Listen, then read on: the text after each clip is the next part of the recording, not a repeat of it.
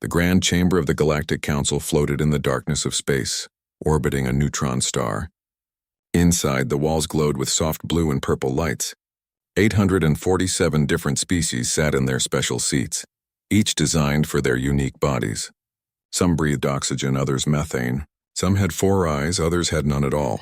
But today, they all looked at the same thing, a human standing in the center of the chamber.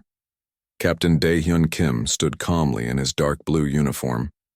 His face showed no emotion, but his eyes watched everything. He was Earth's representative, sent to protest a serious crime. The Talvaron Empire had broken an ancient law. They had entered the quarantine zone around Earth's solar system and captured a human research ship. Commander Crix of the Talvaron Empire stood across from him. Crix was massive, nearly 3 meters tall, with thick armor-like skin and 4 powerful arms. His species had conquered 400 worlds across the galaxy. They were warriors, proud and strong. Crix looked at the human and laughed. It was a deep, rumbling sound that echoed through the chamber. "You protest?" Crix said, his voice full of mockery. "Your species hides behind an old treaty. Your planet has been isolated for 3,000 years. What can you possibly do about it?" The other species in the council chamber stirred. Some agreed with Crix, others stayed silent. The Talvarons were powerful and few wanted to anger them. The council had become weak over thousands of years of peace.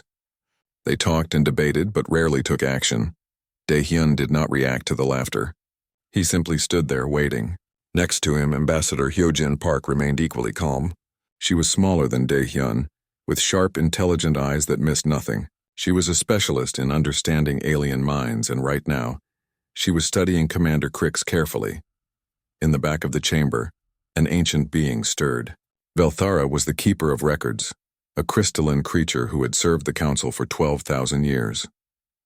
Her body was made of living crystal that changed colors to show her emotions. Right now, those crystals flickered with shades of deep orange and red.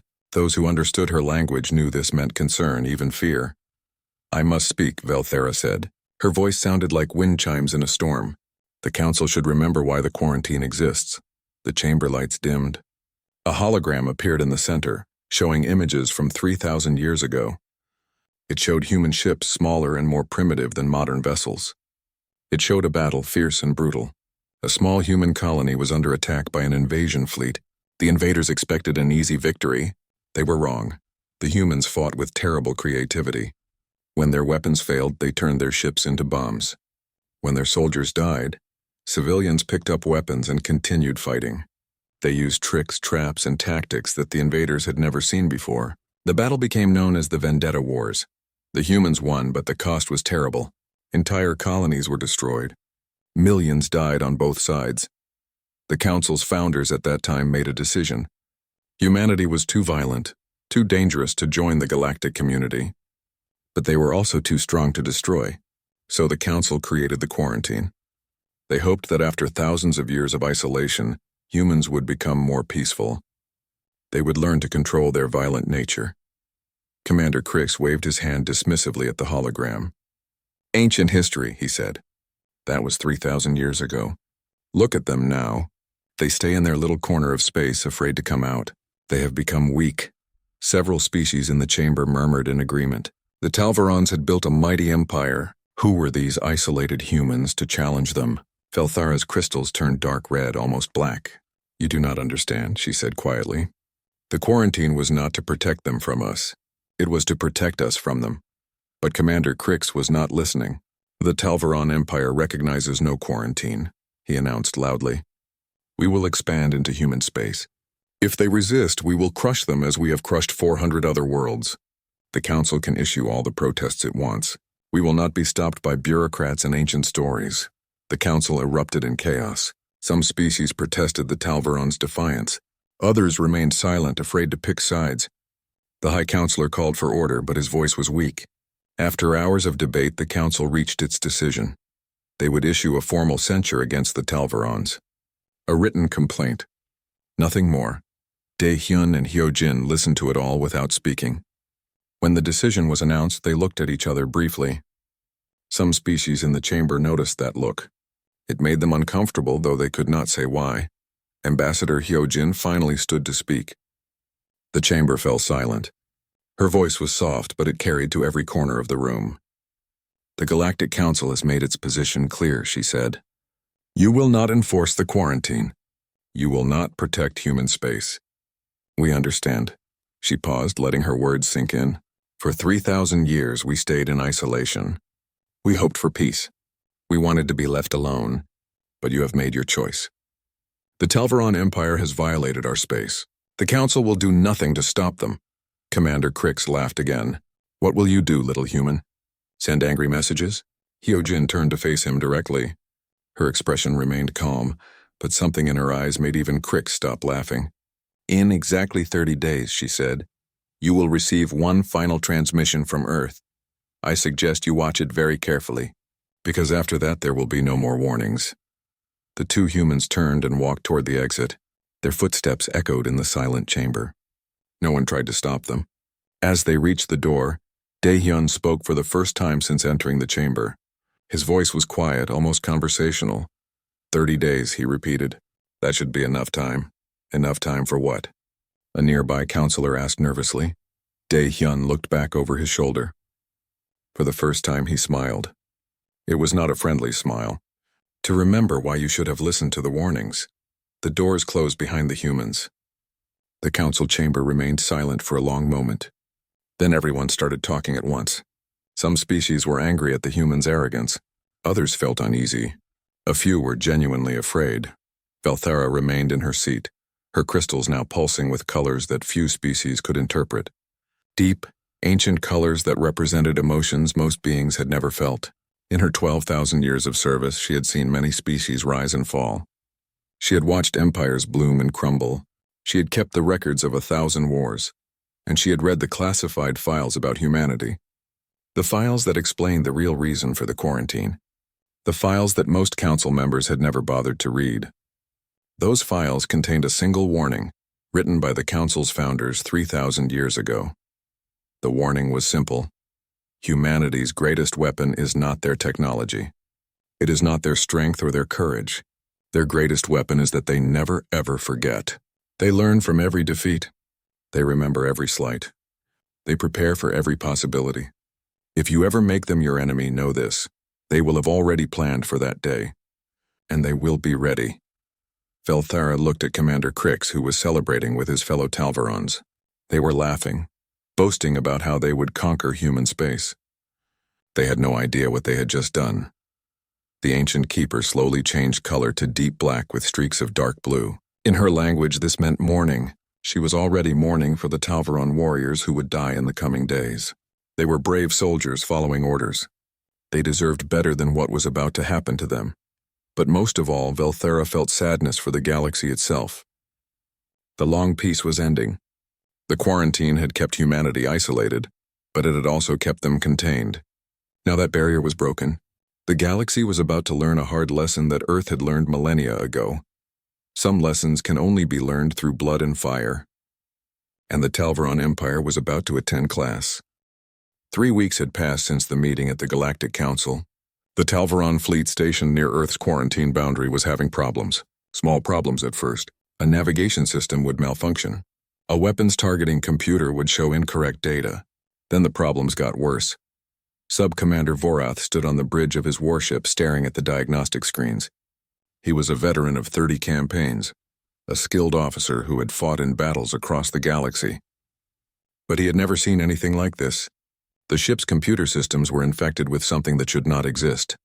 "How did it get past our security?" he asked his technical officer. The officer looked frightened. "Sir, it did not break through our security. It learned it. The virus studies our defenses and adapts. Every time we create a new protection, it changes itself to get around it." Vorath felt cold despite the warm temperature on the bridge. An adaptive virus was theoretically possible, but it required incredible skill to create. More than skill, it required an understanding of Talvaron psychology, their military protocols, their way of thinking. Far away on Earth, Dr. Tae Yang Choi sat in a dark room filled with holographic displays.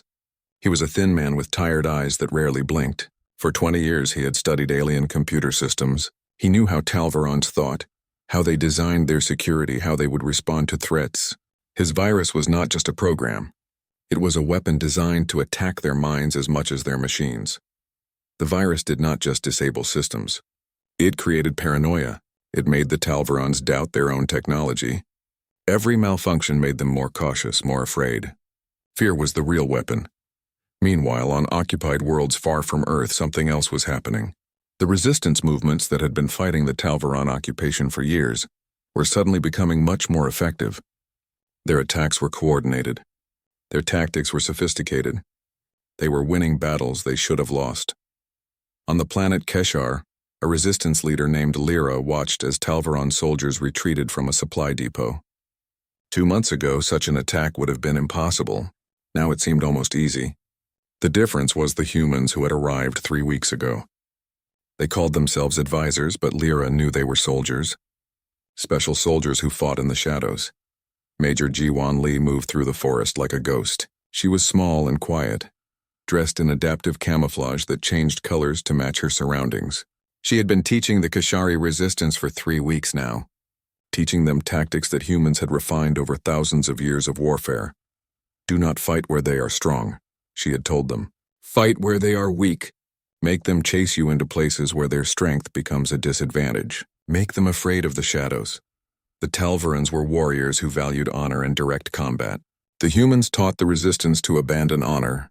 Victory was all that mattered. Use traps. Use deception. Use the enemy's expectations against them. These lessons were hard for many species to accept. But those who learned them started to win. Colonel Young-Soo Han coordinated everything from Earth's hidden command center, deep beneath the surface. Holographic displays showed him the positions of human advisors on 40 different worlds. Each team was small, just 3 or 4 people. But their impact was enormous. They were not there to fight the Talvarons directly. They were there to teach others how to fight. The colonel watched as resistance movements on planet after planet began to succeed. The Talvarons would respond with overwhelming force, burning cities and killing civilians. This was meant to terrify the occupied species into submission. Instead, it created more resistance fighters, more people willing to learn the human way of war. Sub-Commander Vorath received reports from the occupied worlds with growing concern. Guerrilla attacks were increasing. Supply lines were being cut. Talvaron soldiers were starting to feel hunted on worlds they supposedly controlled. He brought his concerns to Commander Crix, but the commander was not worried. Let them have their small victories, Crix said dismissively.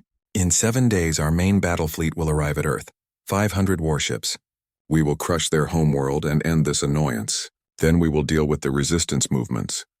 Vorath wanted to protest, but he knew Crix would not listen. The commander was too proud, too certain of Talvaron's superiority. So Vorath said nothing and returned to his duties. But he could not shake the feeling that they were making a terrible mistake. That night, Vorath could not sleep. He accessed the communication logs and found something that made his blood run cold. Earth had been broadcasting constantly since the council meeting. Not military communications, historical archives. Thousands of hours of human history, translated into hundreds of languages. The broadcasts contained detailed records of human wars, ancient conflicts, medieval battles, world wars, guerrilla campaigns. Every tactic, every strategy, every brutal lesson that humanity had learned over 10,000 years of killing each other. And the occupied species were downloading these archives. They were studying them, learning from them. Vorath understood what the humans were doing. They were not just helping the resistance movements. They were educating them, showing them that war was not about honor or courage. War was about winning by any means necessary. The occupied species had always been peaceful. They did not understand how to fight an occupying force. Now the humans were teaching them. On Kashar, Major Jiwan Lee sat with Lyra around a small fire. The resistance leader looked exhausted. They had won another battle today, but the cost was high. 20 fighters dead, 30 more wounded. The Talvarons had responded by destroying a nearby village. Is this how humans always fight? Lyra asked quietly. With so much death? Jiwan stared into the fire. Yes, she said. This is what war truly is, not the honorable battles that the Talvarons talk about. Real war is ugly and cruel. It destroys everything it touches. That is why we tried to avoid it for so long. Then why did you come? Lyra asked. Why teach us these terrible things? Because the Talvarons gave us no choice, Jiwan replied. They broke the quarantine. They forced this war. Now we must finish it. And to finish it, you need to know how to fight. Not the way you want to fight. The way that actually wins. Lyra was silent for a long moment. Then she nodded. She understood. Honor was a luxury that occupied people could not afford. Back in space, Sub-Commander Vorath stood alone on the observation deck of his ship. Through the viewport he could see Earth in the distance, a small blue and green planet, beautiful and peaceful looking. It was hard to believe that such a world could be so dangerous. His sensors showed no military vessels near the planet. No defense platforms, no weapon systems. Earth appeared completely undefended. The main Talvaron fleet would arrive in 7 days and find an easy target. Commander Crix was certain of victory, but Vorath had read the historical broadcasts. He had seen what humans were capable of, and he understood something that Crix did not. Humans were too smart to leave their homeworld undefended, which meant the defenses were there, hidden, waiting. The trap was so obvious that it seemed impossible. No one would fall for such an obvious trap, unless they were too arrogant to see it, unless they believed their own superiority so completely that they could not. Imagine being outsmarted by primitive humans. Vorath realized with growing horror that Commander Crix was going to lead 500 ships straight into whatever the humans had prepared, and there was nothing Vorath could do to stop it. He had tried to warn Crix. He had been ignored. In 7 days, the Talvaron Empire would learn why the Galactic Council had quarantined humanity for 3,000 years. They would learn that some warnings should be heeded. Some enemies should not be challenged, but by then it would be far too late. The Talvaron main battle fleet jumped into Earth's solar system exactly on schedule. 500 warships emerged from hyperspace in perfect formation. Each ship was massive, bristling with weapons that could destroy cities. Together they represented the military might of an empire that had conquered 400 worlds. Commander Crix stood on the bridge of his flagship, looking at the tactical displays with satisfaction. The solar system appeared exactly as his scouts had reported. No military vessels, no defense platforms, no weapon satellites. Earth sat in the distance, blue and green and completely helpless. Spread the fleet into invasion formation, Crix ordered. We will bombard their military installations first, then their major cities. By sunset, this planet will belong to the Talvaron Empire. The 500 ships began to spread out across the solar system. This was standard Talvaron doctrine. Disperse to cover more territory and prevent enemy concentration of fire. It had worked in 400 previous invasions. Crix saw no reason why it would not work now. Sub-Commander Vorath watched the deployment with growing anxiety. Something was wrong. The humans had to know they were coming. Yet there was no response, no emergency broadcast, no desperate attempts to negotiate. Just silence, and that silence terrified him more than any weapon. Sir, Vorath said carefully, I recommend we maintain a tight formation. The humans have nothing, Crix interrupted. Look at the sensors, nothing. They cannot hide an entire fleet. They cannot hide defense stations. This solar system is defenseless. At exactly 800 hours Earth Standard Time, the promised transmission reached the Galactic Council. Every species watched as the message played.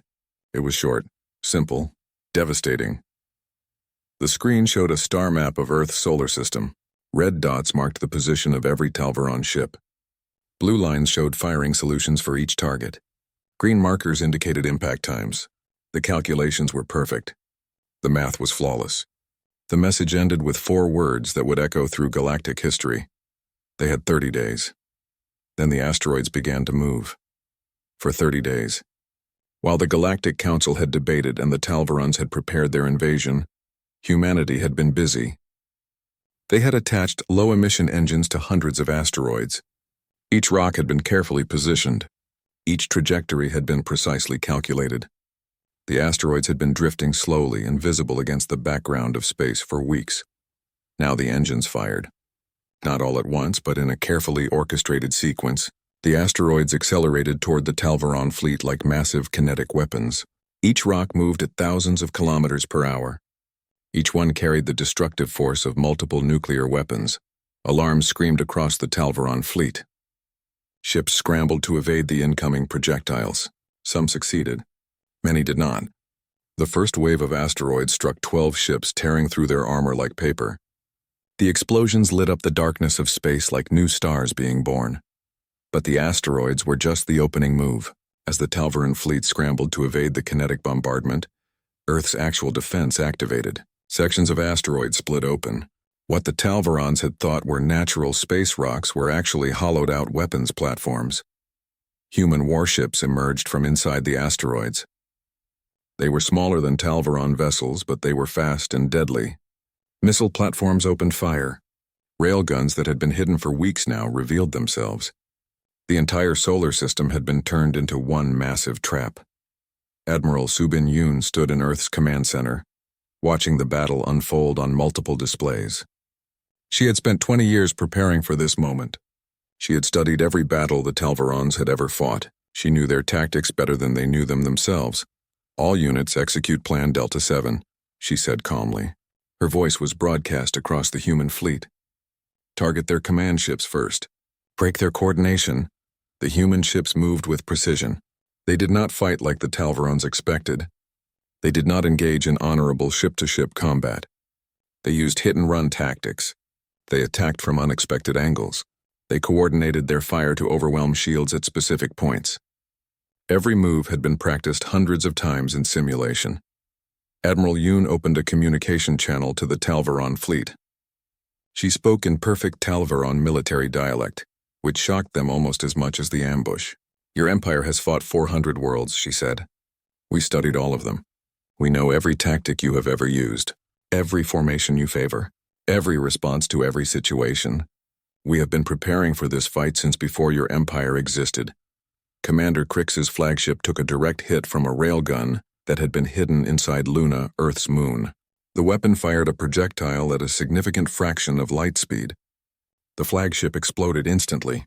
Crix died without even knowing what hit him. Sub-Commander Vorath suddenly found himself in command of what remained of the fleet. He looked at the tactical display with horror. In less than 1 hour, they had lost over 100 ships. The humans had not lost a single vessel. This was not a battle. It was a massacre. Vorath made the hardest decision of his life. He did something that violated every principle of Talvaran honor. He ordered a full retreat. "All ships, emergency jump to hyperspace," he commanded. "Retreat immediately." This is a direct order. Some ships hesitated. Retreat was shameful, dishonorable. But as another wave of human missiles destroyed 30 more vessels, the hesitation ended. The surviving ships turned and began charging their hyperspace engines. Admiral Yoon could have destroyed them all. The fleeing ships were vulnerable, their shields down as they prepared to jump. One more attack would finish the Talvaran fleet completely. But she did not give that order. Instead, she opened the communication channel one final time. "Run home," she said. "Tell your empire what happened here. Tell them this was mercy. Tell them what happens when they ignore the warnings." The Admiral paused, letting her words sink in. "We did not want this war. You brought it to us. You violated the quarantine. You ignored the Council's warnings. You dismissed humanity as weak and primitive. Now you know the truth. Go home," she repeated, "and never come back." 73 ships escaped. 427 became debris floating in Earth's solar system. Their wreckage would orbit the sun for thousands of years. A permanent monument to what happens when arrogance meets preparation. Sub-Commander Vorath sat in the captain's chair of his damaged ship as it jumped to hyperspace.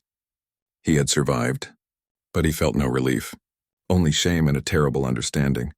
The humans had let them go deliberately, not out of weakness, out of calculation. They wanted survivors to carry the message back. The message was clear. Humanity had spent 3,000 years in isolation preparing for this day. They had turned their entire solar system into a weapon. They had studied every enemy in galactic history.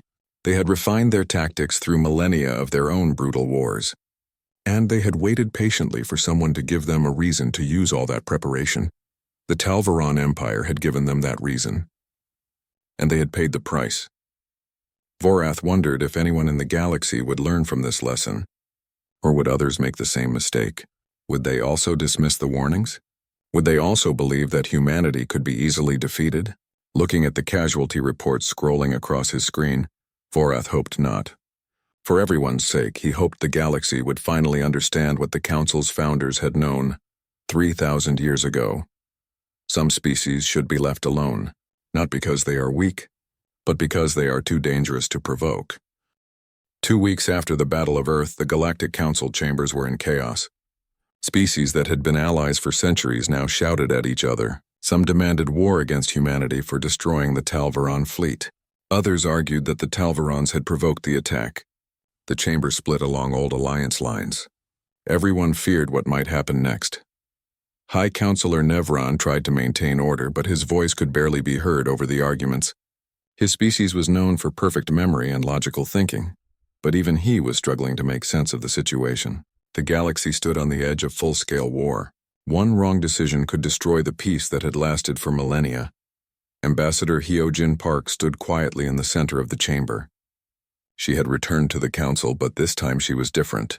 She did not come as a supplicant asking for help. She came as the representative of a species that had just demonstrated its military power. That change in status made everyone nervous. "Order!" Nevron finally shouted, his voice enhanced by the chamber's amplification system. "We will hear testimony from Sub-Commander Vorath, the highest-ranking Talvaron officer to survive the battle." Vorath stepped forward. He looked exhausted, his armor scarred and damaged. In the 2 weeks since the battle, he had aged years. The weight of losing so many comrades showed in every movement. "Tell us what happened," Nevron said.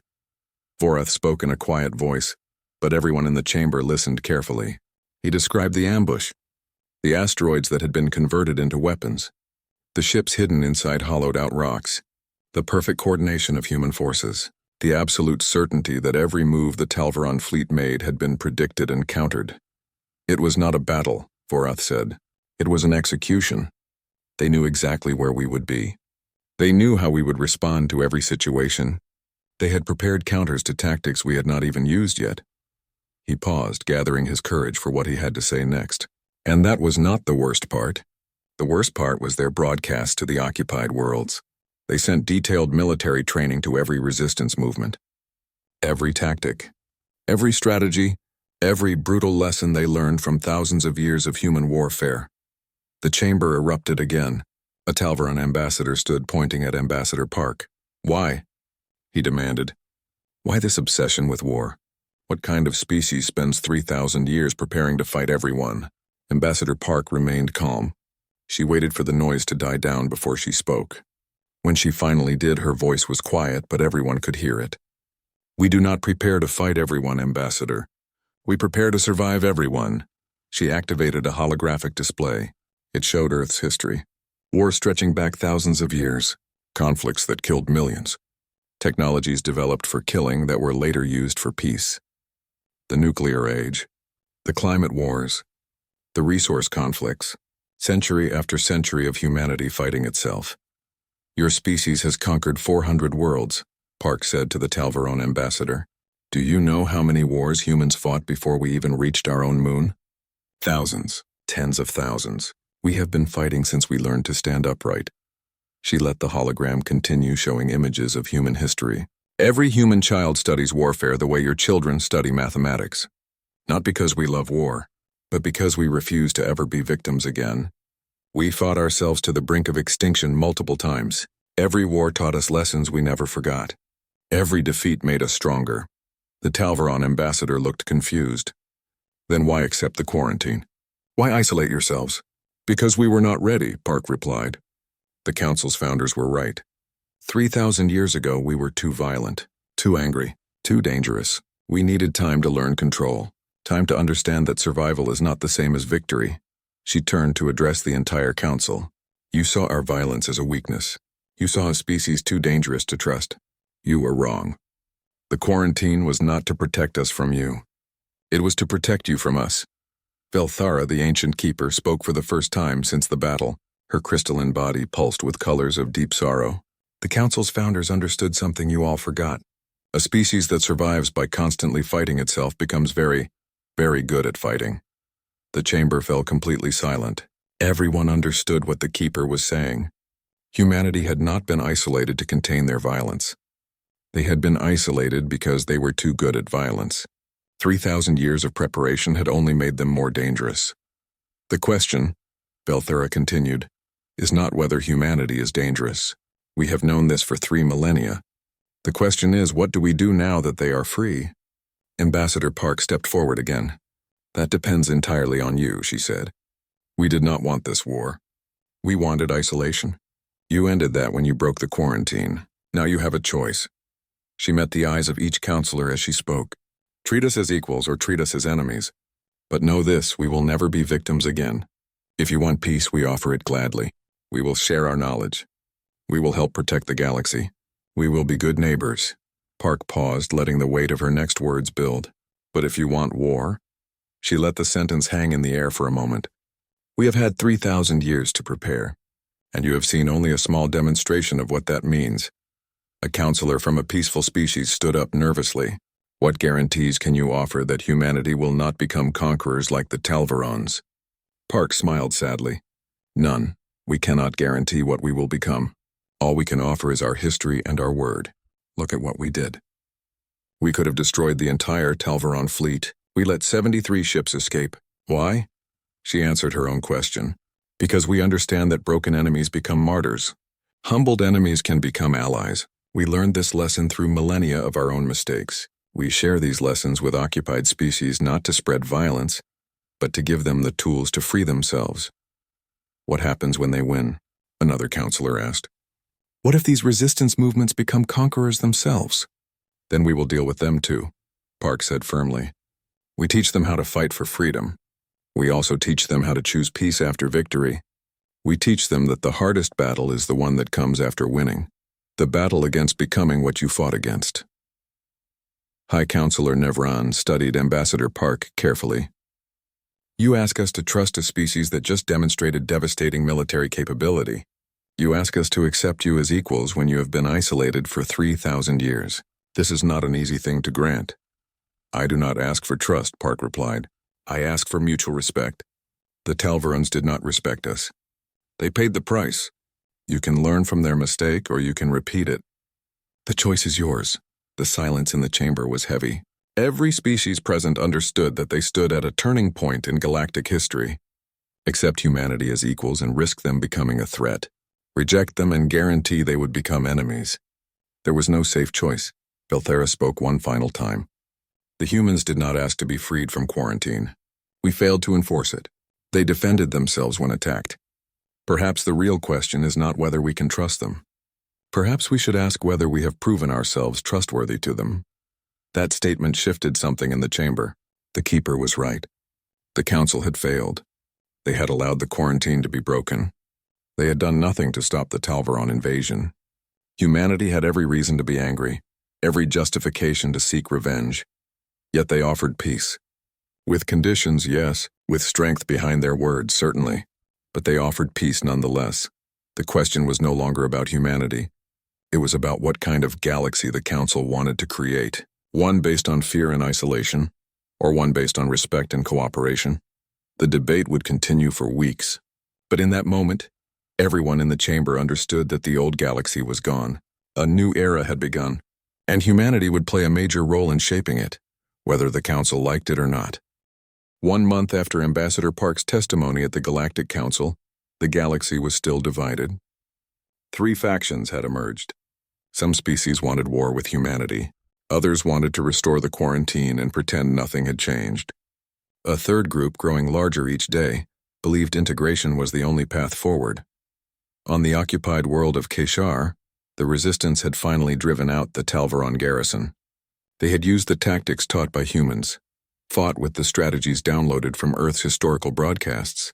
They had won their freedom, but victory came at a terrible cost. Lyra stood in the ruins of her capital city. Buildings that had stood for centuries were now rubble. The Talvarons had destroyed entire neighborhoods in their final retreat. Thousands of civilians had died, and now in the city's main square, thousands of Talvaron prisoners knelt with their hands bound.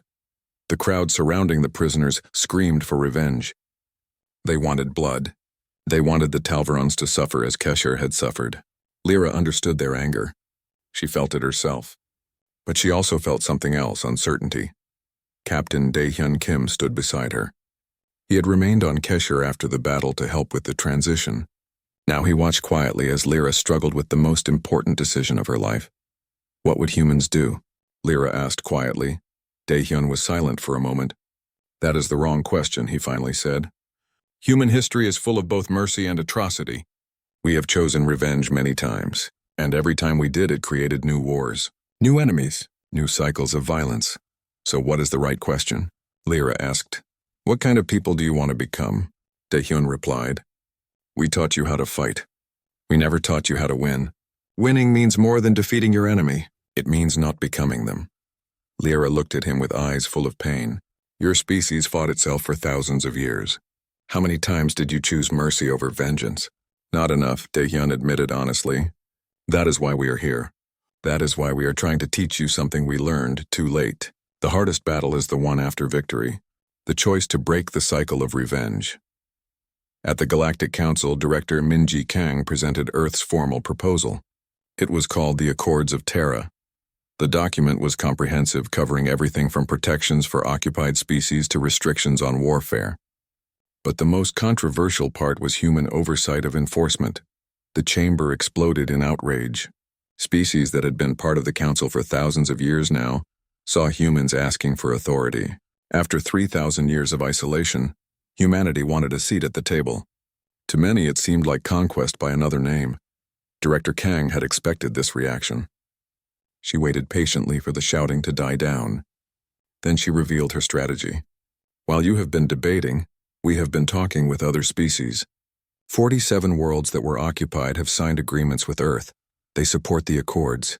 They will vote as a bloc. The chamber fell silent. 47 votes was enough to reshape the entire council. The power balance had shifted without anyone noticing. Director Kang had been building alliances while others argued about principles. You can accept our proposal, Kang said calmly, or you can watch as half the galaxy reorganizes without you. The choice is yours. Back on Kishar, Lyra made her decision. She raised her hand for silence. The crowd gradually quieted, waiting to hear what their leader would say. These prisoners will not be executed, Lyra announced. Her voice was firm despite the angry murmurs that immediately started. They will be treated with dignity. They will receive medical care. And when they are ready, they will be sent home. The crowd erupted in protest. People shouted that the Talvarons deserved death, that they had shown no mercy to Kashari civilians, that justice demanded punishment. Lyra waited for them to finish. Then she spoke again, louder this time. Justice does demand punishment, but we will not become the monsters we fought against. The Talvarons destroyed our cities because they thought we were weak. If we slaughter prisoners, we prove them right. We show the galaxy that we are no better than they were. She pointed at the prisoners. These soldiers will go home. They will tell their people what happened here. They will say that the Kashari defeated them in battle and then showed mercy. That is more powerful than any execution. That is how we win not just the war but the peace that follows. Captain Daehyun watched with respect. Lyra had understood the lesson. Broken enemies become martyrs. Humbled enemies can become allies. It was the most dangerous kind of propaganda because it was truth. 2 weeks later, Dr. Bo-Ra Shin arrived on Kishar with a team of specialists. They were therapists, mediators, and cultural experts. They had not come to celebrate the military victory. They had come to heal its wounds. Dr. Shin knew from Earth's history that wars end but trauma lingers. Children who grew up during occupation would carry scars for life. The next generation could inherit the hatred if nothing was done. Her job was to prevent that cycle. She worked with Kashari teachers to develop programs for schools. Programs that taught about the occupation honestly, but also taught forgiveness and reconciliation. It was delicate work. Push too hard and people felt their suffering was being dismissed. Push too little and hatred would fester. At the Galactic Council, the vote on the Accords of Terra was called. The debate had lasted for weeks. Every species had voiced their concerns, their fears, their hopes. Now it was time to decide. The vote was close. The 47 liberated worlds voted in favor, as promised. Several neutral species joined them, swayed by Director Kang's arguments. The Talvarons abstained, too shocked by their defeat to protest. In the end, the Accords passed by a narrow margin. Humanity was granted a permanent seat on the Galactic Council, not as supplicants but as equals. The quarantine was officially ended. Earth was now a full member of the galactic community, but with that membership came responsibility. High Counselor Nevron looked at Director Kang with a mixture of respect and wariness. You have achieved in 1 month what most species take centuries to accomplish. I hope you prove worthy of this responsibility." Director Kang's response was measured and sincere. "We are not here to lead. We are here to ensure no species ever has to endure what we endured. Learning to fight alone, developing weapons just to survive, spending millennia in fear of the galaxy." She paused, choosing her words carefully. "If the price of galactic peace is human vigilance, we will pay it.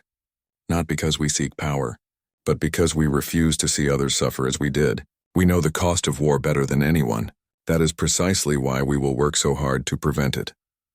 Her words would be quoted across the galaxy in the coming years. They represented a promise and a warning.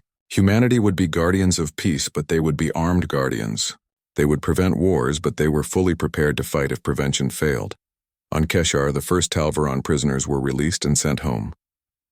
They carried with them stories of their defeat, yes, but also stories of unexpected mercy, of an enemy who could have destroyed them but chose restraint. Those stories would do more to change the Talvaron Empire than any military defeat could accomplish. Captain Daehyun remained on Keshar to help with reconstruction. He watched as Keshari and the few Talvarons who chose to stay behind began working together. It was awkward at first, painful, but it was happening. The cycle of violence was breaking, one small choice at a time. Lyra found him one evening, looking at the sunset over the rebuilding city. "Do you think it will last?" she asked. "This peace?" Daehyun considered the question with the weight of his species' entire history behind it. "No peace lasts forever," he said honestly. "But maybe that is not the point. Maybe the point is that we keep choosing it, day after day, even knowing it is fragile, especially knowing it is fragile." He turned to look at her. "That is what makes it worth fighting for." Lyra nodded slowly. She understood now.